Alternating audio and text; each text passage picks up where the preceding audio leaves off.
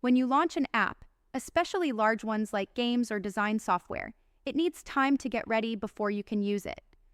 During this time, you see a splash screen with a logo or loading bar. Here's what's happening during that wait time. Number 1. The app is loading necessary files, images, fonts, etc. into your computer's memory. Number 2, it's performing setup tasks like connecting to databases or checking for updates. Number 3, it might be verifying your license or checking if your hardware meets requirements. Splash screens serve two purposes: showing the company's brand and letting you know the app is working, not frozen. Sometimes the app is also doing background tasks like syncing data.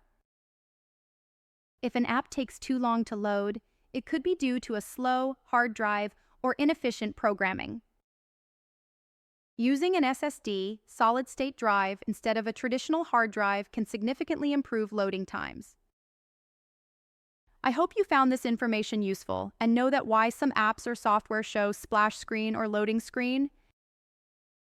Subscribe our channel for more such informative videos.